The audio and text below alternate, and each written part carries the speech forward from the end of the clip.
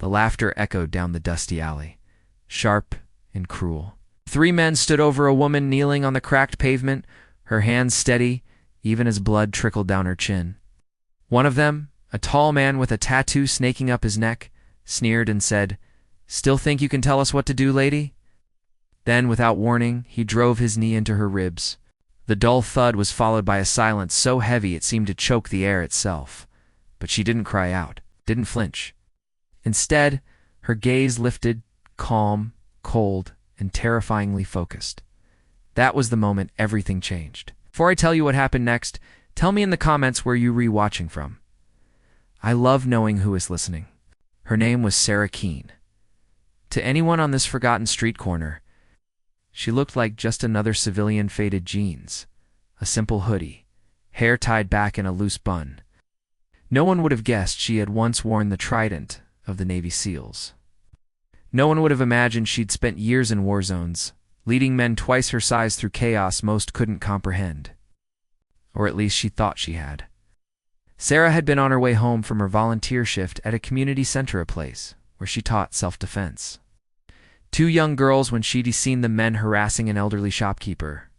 Her instincts kicked in before her mind had time to catch up. She told them to stop. She thought her voice would be enough. It wasn't. Now, with one hand clutching her side and the other pressed to the ground, Sarah's breath came steady and measured. She looked up at her attackers, eyes narrowing slightly, reading them like a battlefield of re-stance, every twitch, every weakness. The man who'd kneed her smirked again, mistaking her stillness for fear. "What's the matter? Cat got your—" He didn't finish the sentence. Sarah moved like a flash of lightning, precise, silent, devastating. Her hand caught his wrist mid-gesture, twisting it with a snap that made the other 2 men freeze in place. Before his scream could even form, she pivoted, using his own momentum to drive him into the wall. The second man lunged, but Sarah ducked low, sweeping his legs with one fluid motion. Dust rose from the pavement as he hit the ground hard. Wind knocked clean out of him. The third hesitated. She saw the doubt flicker in his eyes. "Walk away," Sarah said, her voice low, unshaken. "This isn't your fight." For a heartbeat, it seemed he might. But pride is a dangerous thing. He rushed her anyway. The sound that followed wasn't loud. It was efficient, controlled. Within seconds, he was on the ground, groaning, clutching his shoulder. The alley fell silent again, except for the ragged breaths of the men who'd thought they could overpower her. People had gathered now, neighbors peering from doorways, whispers rippling through the air.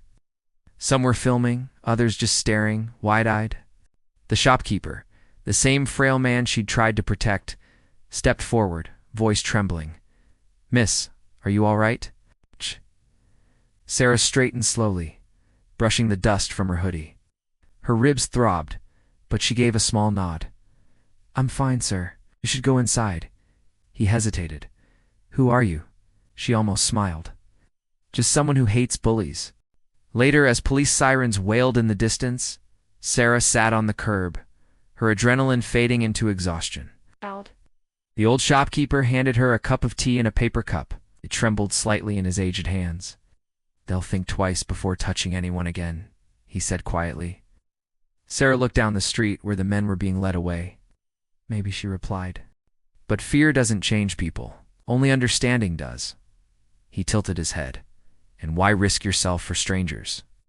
She took a slow sip, the tea bitter and grounding, because someone once did the same for me. I was young and stupid and angry at the world. A stranger stepped in.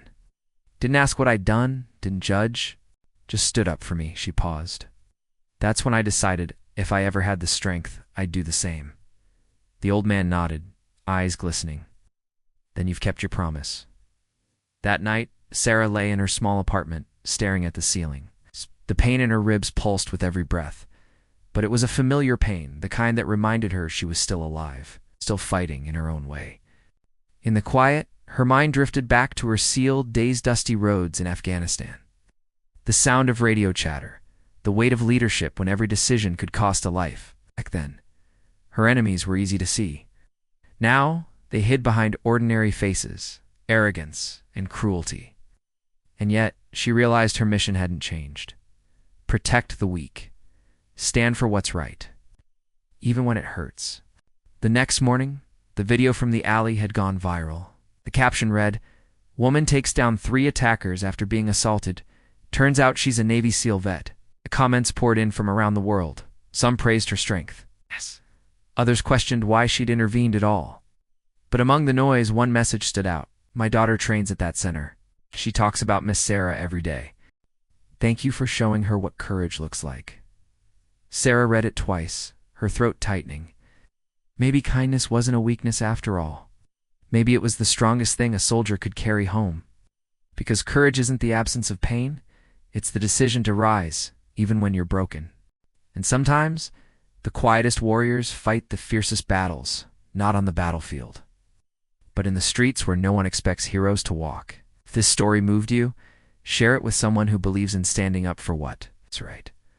And subscribe for more stories that remind us. Strength has many faces, and kindness is one of them.